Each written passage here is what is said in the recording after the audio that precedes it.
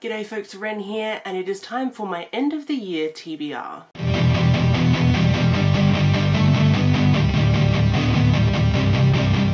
So, as much as I've realised in 2023 that TBRs can be kind of difficult for me, I'm still going to make a TBR for the end of the year. Because of course I am. Making TBRs is so much fun. It's like its own hobby within the reading world. So I made a TBR for the end of the year. There are 10 books that I would really like to get to. You know, we'll see if we get to any of them. I don't remember what I put in last year's end of the year TBR, but I know that at least the first one I didn't read. But I'm planning on reading it in September, so I'm so good at these TBRs. So we'll see if I actually complete this TBR, but it's all for the fun. So first up is Well Travelled by Jen DeLuca. This is the 4th in the Well Met series. I'm obsessed with this series.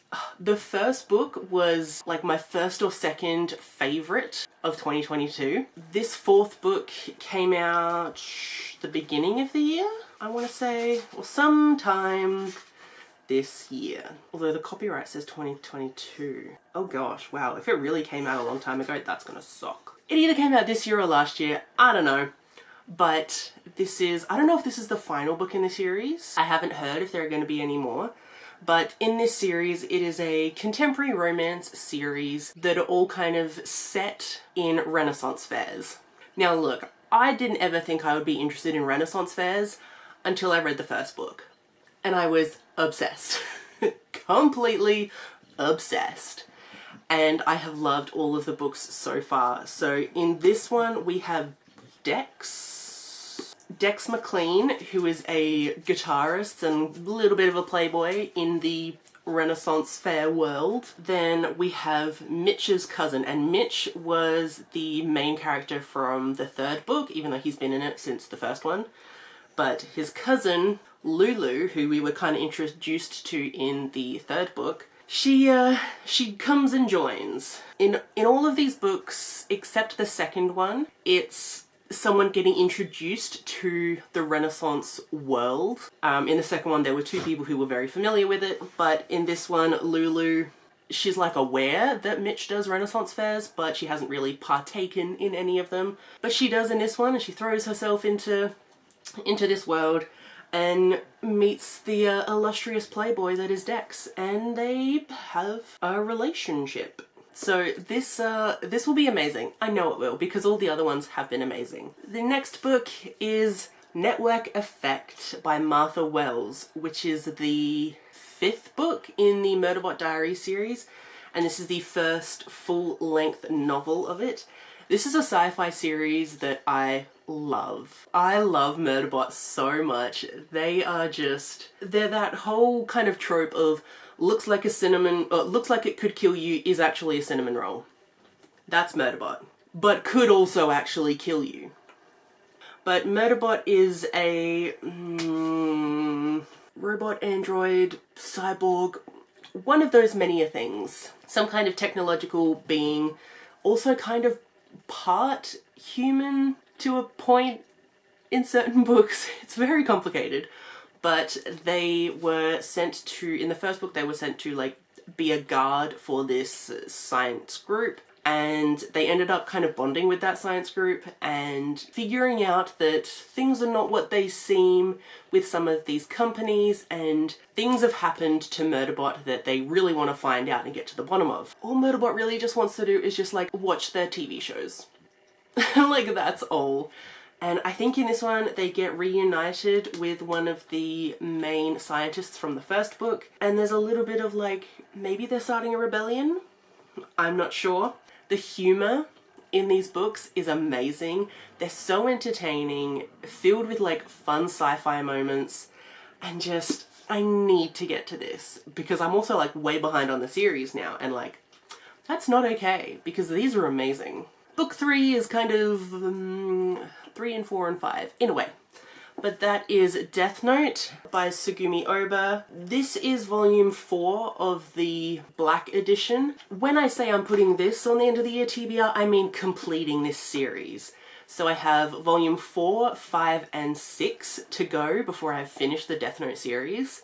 So I'm putting all of those on this TBR, but I only own this one so far. I need to buy the next two. But Death Note is a manga, and it's about this boy named Light who finds a Death Note, which is a notebook from a Shinigami, which is a Japanese death god. And he finds out that if you write someone's name in that Death Note, they will die within 30 seconds.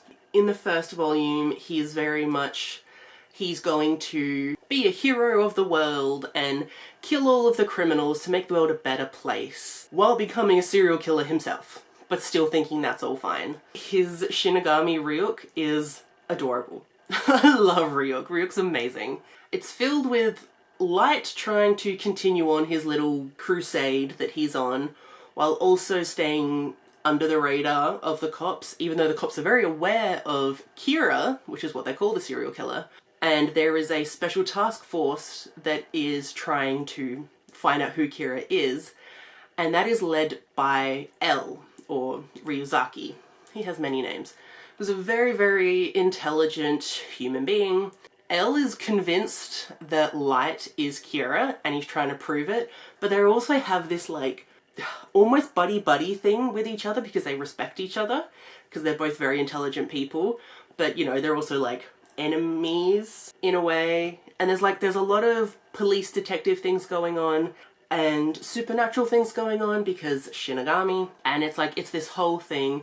But one of my favorite things is just the intelligence of Light and L, the way they're thinking 50 steps ahead, and they have 5 backup plans for every plan that they have in case something goes wrong.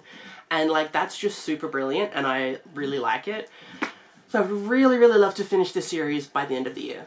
Next up is another one that has several books, and that is Toro Quest by Emily Rodda. As of right now, I've only read the first 2 in this series. I am planning on reading the 3rd one this month, but there are 8 books in total in this, so I would like to read the next 5 before the end of the year. Now that might sound like a lot, but this is a middle grade fantasy series. It's very quick and easy. Each book is just under 100 pages, so very quick to get through, really entertaining. It is a very classic fantasy story where there is one person that is sent off to find certain gems that have power and reunite all the gems together that will make a kind of special magic or weapon or something, and that will save all the kingdoms from evil and darkness and stuff. It's really entertaining so far, such fun. It's a good little, like, quest fantasy series, and I'm having a good time. I would really love to finish this series by the end of the year. Hopefully I can do that. The book number 5 is Slave to Sensation by Nalini Singh, which is the first in the Side Changeling series. I want to read this because this is one of Kirsty's favourite series, or her favourite series just in general, and like, I adore Kirsty. If she loves it, I want to give it a go. And it's also like shape-shifting type things with fated mates, like that's very much my vibe. Do I know what this is actually about? Not really. Dive into a world torn apart by a powerful race with the phenomenal powers of the mind and none of the heart. In a world that denies emotion, where the ruling Psy punish any sign of desire, Sasha Duncan must conceal the feelings that brand her as flawed. To reveal them would be to sentence herself to the horror of rehabilitation, the complete psychic erasure of everything she was. Both human and animal, Lucas Hunter is a changeling, hungry for the very sensations the Psy disdain. I'm gonna leave it there, because that sounds really good. That does sound really good. I'm really intrigued about this, and I really hope that Kirsty's gonna do a Psy Changeling read-along, because then I will have even more of an excuse to read this by the end of the year. That would be nice. Okay, book number 6 is probably one that I put on last year's end of the year TBR. Not gonna lie, it's probably on there. And that is The Crown of Gilded Bones by Jennifer L. Armentrout, which is the 3rd book in the Blood and Ash series. I'm so far behind on this series now. I bought this when it first came out. There's like 6 more books in the series now. It's been a while. I've tried to read it and then for some reason I keep stopping. And I'm like, I don't know why I'm stopping because I was enjoying what I was reading. I only ever got like, I don't know, 50 pages into it. So I need to start it all over again. But like, that's not an issue.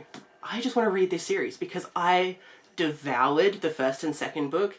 Utterly adored it. I love Poppy and Hawk and Kieran and just all the vibes of just being so deadly and brutal, but very much so in love with your partner. I love that. So Blood and Ash is about this girl named Poppy who was kind of hidden away, called the Maiden. She was kind of a part of some like prophecy type thing, but then shenanigans happen and this guy who was her bodyguard called Hawk, he steals her away, kind of to protect her, kind of not.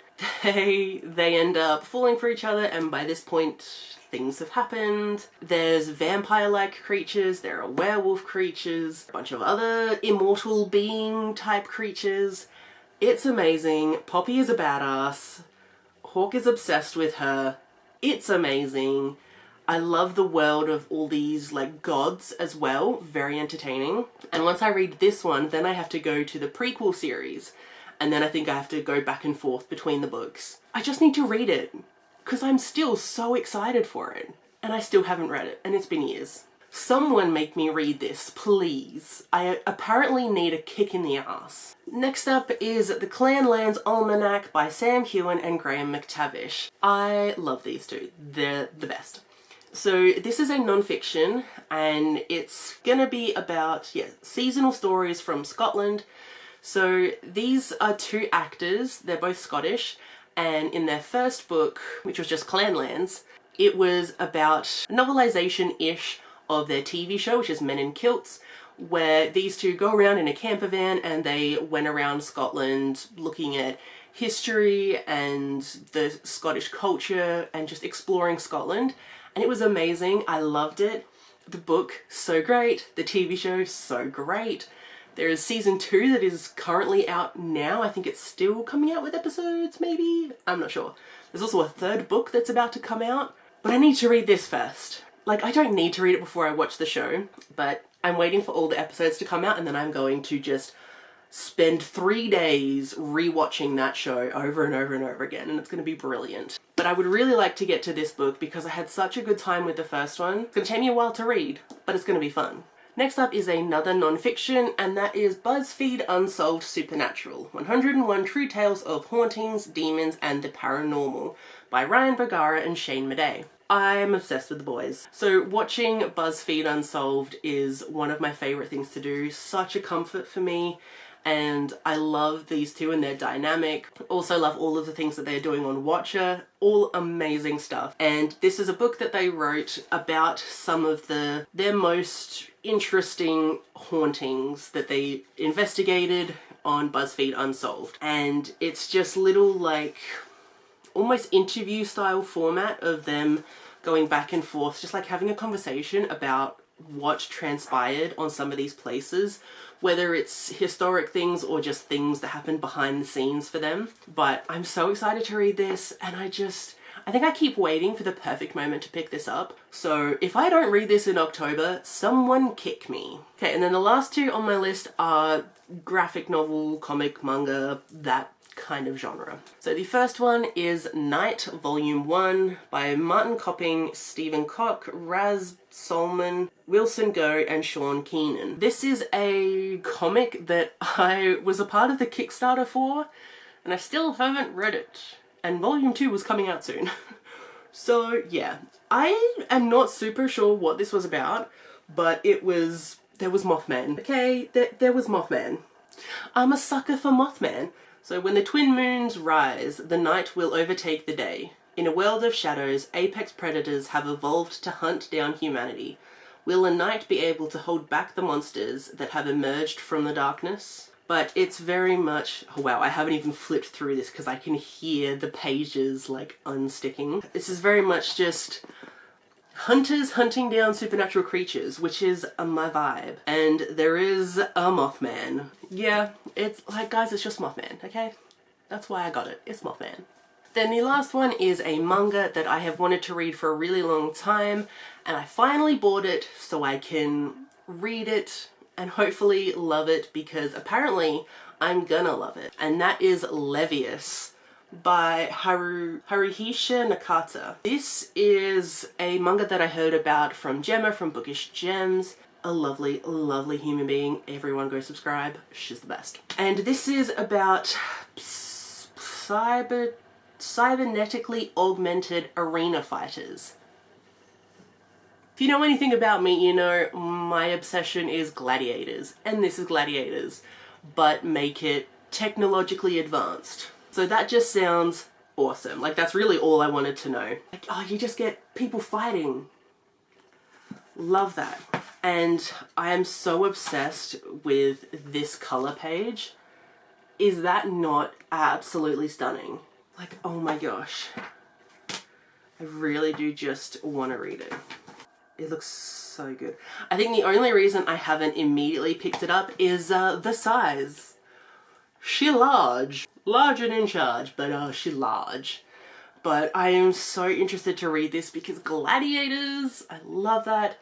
And Gemma thinks I'll love it, so I'm definitely going to take her recommendation. But like, does she have to be so large? Okay, so these are the 10 books that I would like to read by the end of the year, even though it's much more than 10 because Death Note and Toro Quest. But that's fine. Alright, so what are some of the books that you would like to read by the end of the year? And which one of these should I prioritize? And also, if you have any way to like really make me read these, let me know, because I need to read them desperately. But thank you so much for watching, and I will see you in my next one. Bye!